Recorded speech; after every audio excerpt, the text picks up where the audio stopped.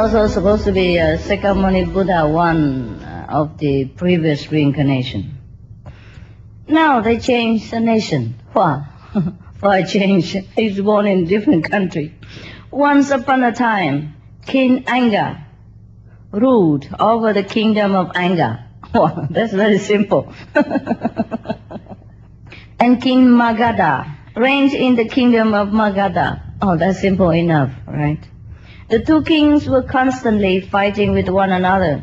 Sometimes King Anga would win, and other times King Magadha won. Now at a certain battle, King Magadha was defeated by King Anga. Mounting his charger, he fled from the battlefield and pursued by the King Anga's warriors. The two kingdoms were divided by the river Kampa, not Ganges. Under this water was a serpent kingdom, ruled over by a serpent king named Kampaya. King Magadha arrived at this river, and finding it in flood, he could not cross. He decided that it's better to drown in this river than to die at the hands of the enemies. So he plunged into the fast-flowing currents together with his horse. On the riverbed, the Serpent King had built a jewel pavilion, and he was seated on his throne drinking tea amidst his court. King Magadha was pulled down by the current and fell right into the midst of the pavilion. The Serpent King was impressed by the regal bearing of King Magadha and took a liking to him. Rising from his throne, he made the king sit down on it and asked how he had fallen into the river. King Magadha told him the sad story of the lost battle.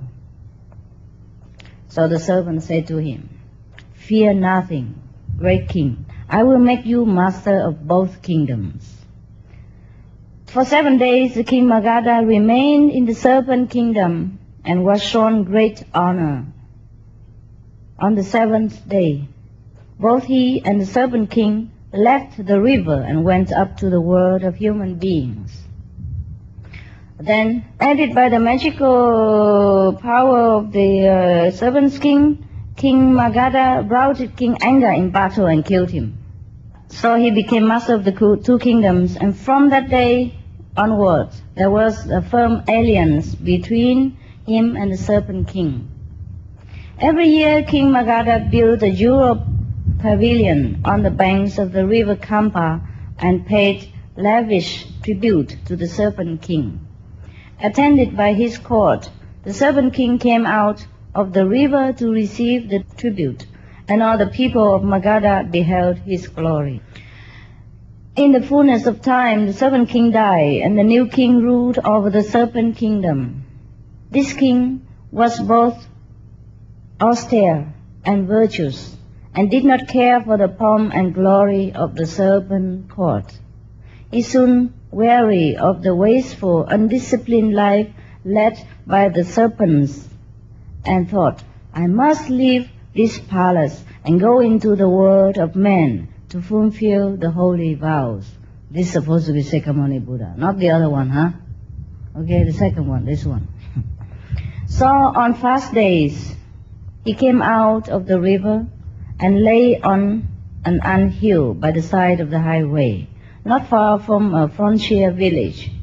He said to himself, "If any man wishes to take my skin, I will not obstruct him. I will not resist. If any man wishes to turn me into a dancing snake, I will allow him to do so." Many people passed by and down the highway and worshipped the serpent king and placed scents and perfumes in front of him. The inhabitants of the frontier village realized that this was a serpent king of great power, and built a fine pavilion over the anthill where he lay. He can't escape it. He escaped from one palace and go to another. On the 14th and 15th days of the half moon, the Serpent King fulfilled his vows and fasted, and on the first day of the full moon, he would return to his palace. Thus time went by. One day the Serpent Queen, Sumana, said to her lord, her husband, "O king, on fast days you go into the world of men to fulfill your vows. The world above is full of danger. Suppose some evil should befall you, how will I learn of it?"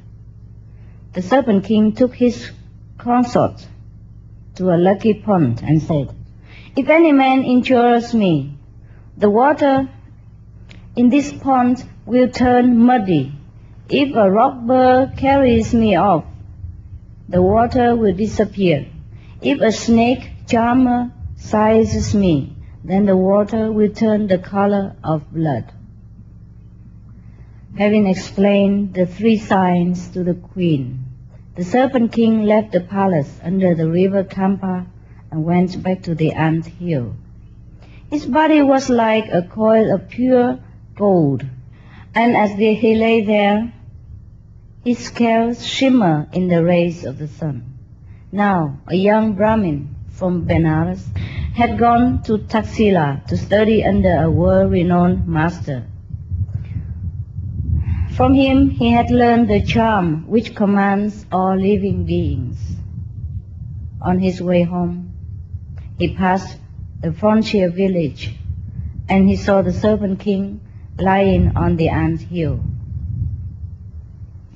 He thought, "I will catch this snake and teach him to dance. Then I will show him off in towns and villages and earn a lot of money." So he procured some magic herbs and, repeating the magic mantra, approached the Serpent King. The serpent felt the effect of the charm and, putting his head out, saw the Brahmin snake charmer. He thought, "I can easily destroy this man with my poison, but if I do so, I will have broken my vows." So he withdrew his head and closed his eyes. The Brahmin came up to the Serpent King and, catching him by the tail, put him into a reed basket. Then he carried the basket to the frontier village and made the Serpent King dance before a vast crowd of people. The people were so pleased with the snake's performance that they gave the Brahmin 1,000 pieces of silver and goods worth another 1,000 pieces. The Brahmin had decided to let the Serpent King go where he had earned 1,000 pieces of silver. But seeing how easily the money was come by, he was overcome with greed. So he wanted to keep the serpent and make more money in the future.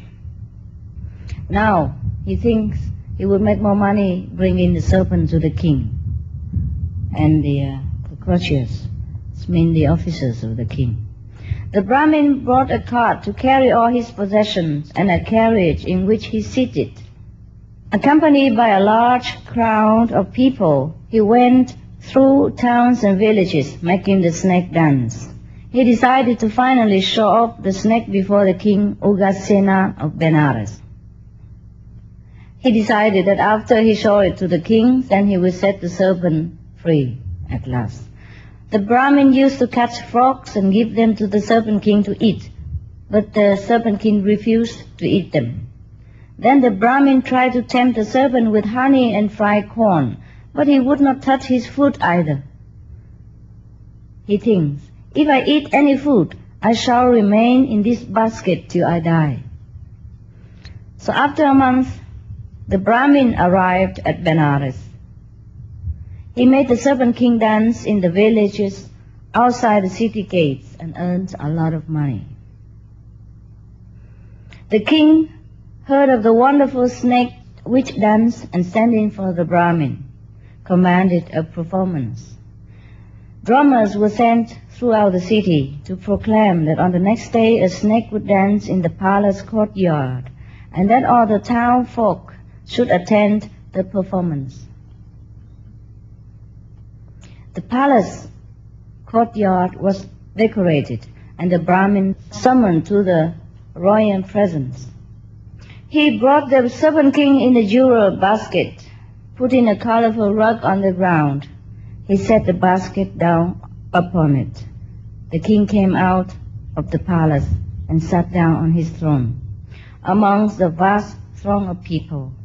The Brahmin took the serpent king out of the basket and made him dance. So graceful were the movements of the snake that the people could not keep still. Thousands of kerchiefs were waved in the air, and a shower of jewels fell around the serpent king. People liked it so much. It was now a full month since the serpent king had been caught, and during that entire period he had not eaten. In the palace, under the river Kampa, the serpent queen, Sumana, began to wonder and worry. My dear husband has not returned home for over a month. What can have happened to him? So she went and gazed at the lucky pond, and saw that the water was as red as blood.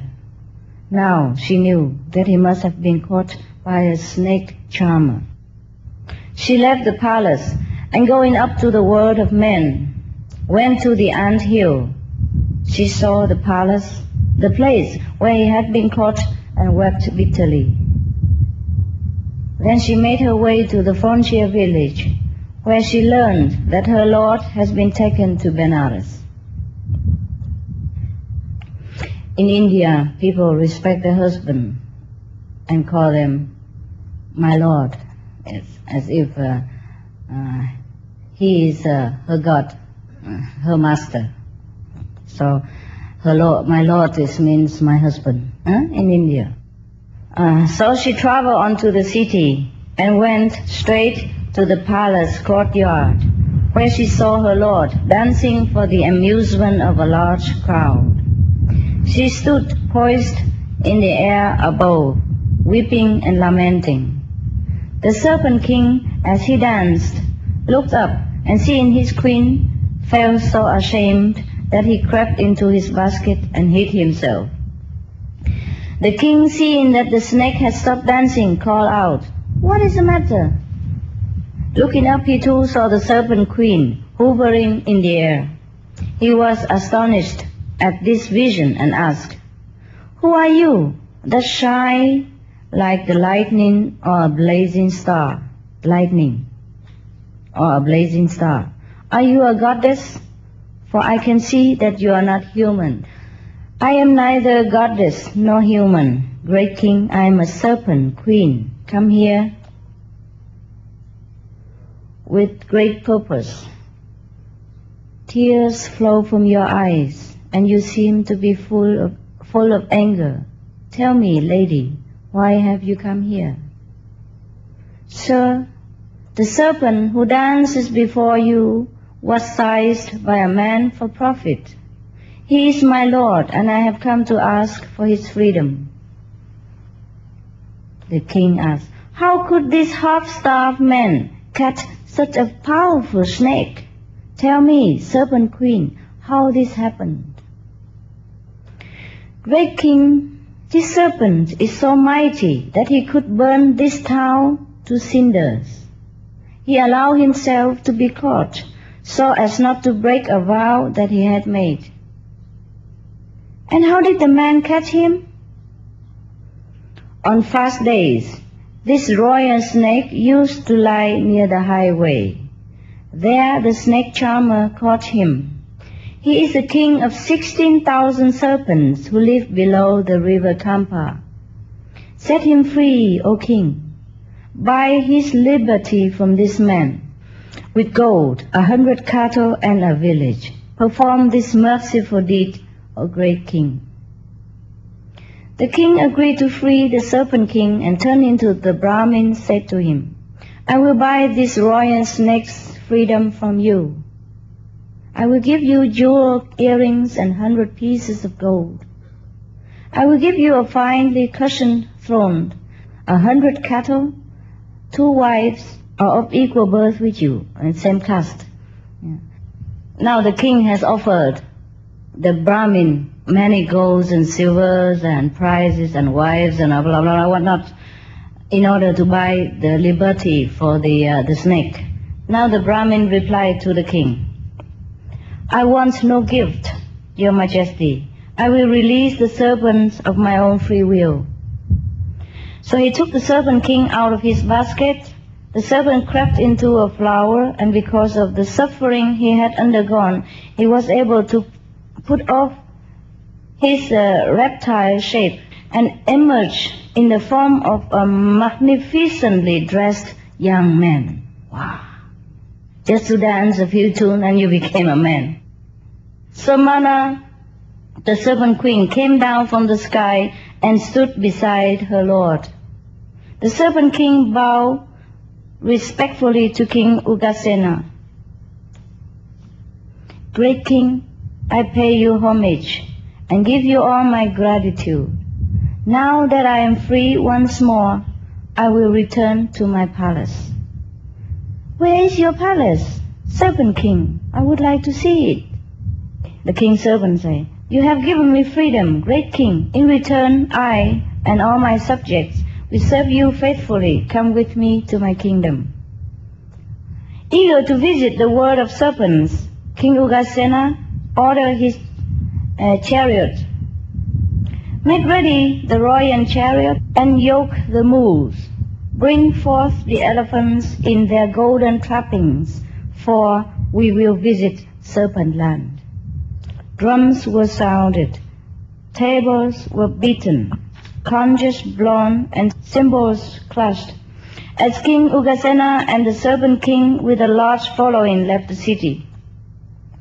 By his magic power, the Serpent King erected a wall of 7 precious metals around the underwater kingdom, and the road approaching the palace was beautifully decorated. So when King Ugasena entered the serpent world, he beheld a sight of great magnificence and glory. The bed of the river was covered with golden sand, and flame-colored coral grew all around.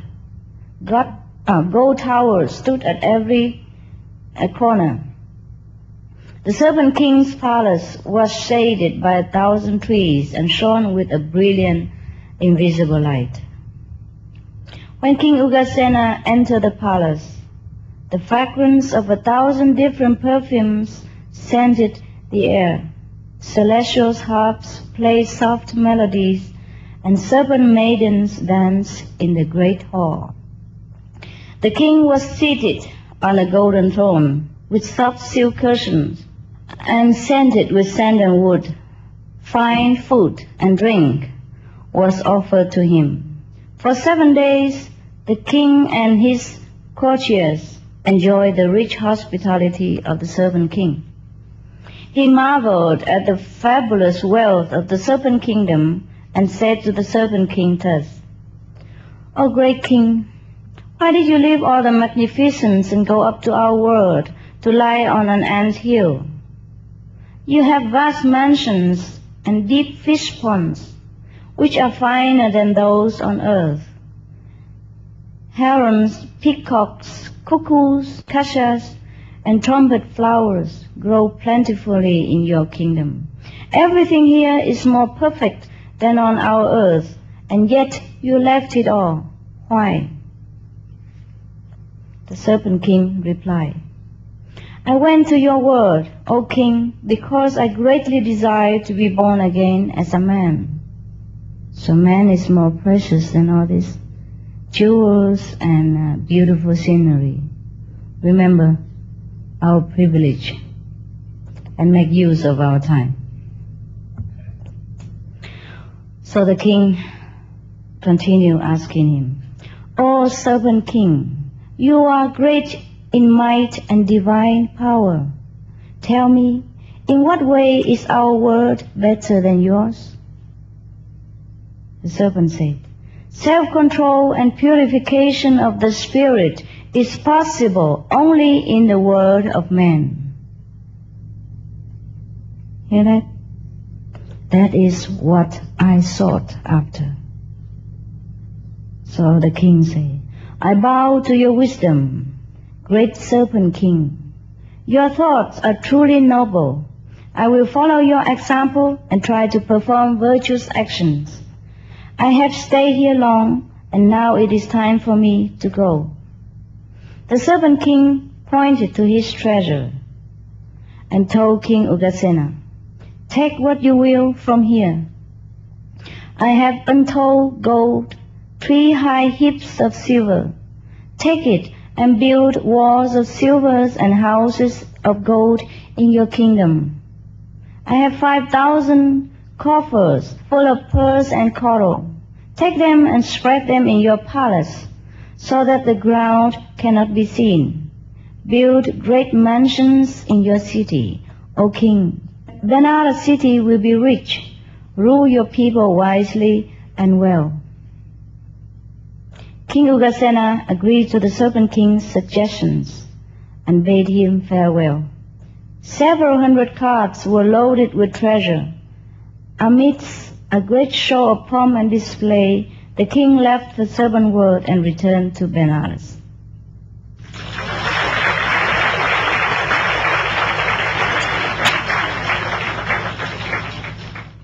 Okay, huh?